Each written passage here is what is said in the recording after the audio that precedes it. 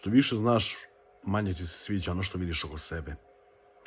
A ako si zadovoljan ovim svetom i ako dalje misliš da je simpatičan, onda ne znaš dovoljno. Inteligentni ljudi su često depresivni zato što vide i širu i dublju sliku, vide koga i šta narod slavi, koga narod obožava, od koga pravi kult ličnosti. Jednostavno ne mogu da se snađu u takvom sistemu vrednosti koji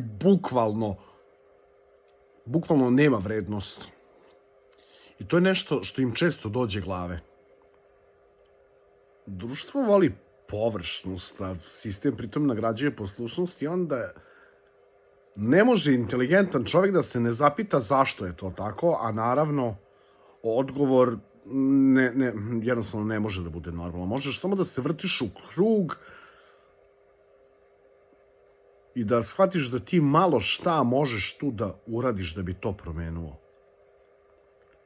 Jako je teško u takvoj situaciji naći sagovornika, i istomišljenika pogotovo, jer kako da pričaš sa ljudima o dubljim temama kad svi beže u plićak?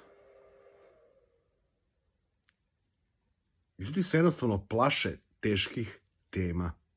Mi smo uvek u fazonu, nemoj, ne treba to tebe da zanima, nemoj ti, što ti, neko drugi će. I onda smo tu gde smo. I onda inteligentni ljudi završe sami odbačeni. Zato što nisu spremni na kompromis i nisu spremni na laži i na gledanje kroz ružičaste naočare samo da bi osjetio da pripadaš nečemu. Inteligencija i empatija često idu ruku pod ruku. Razumeš više, samim tim osjećaš više. Osjećaš tuđu patnju koju drugi, ajde što su to za mnoge nedokučive dubine, ali što mnogi čak i odbijaju to da sagledaju. Zato mnogi inteligentni ljudi postanu mizantropi.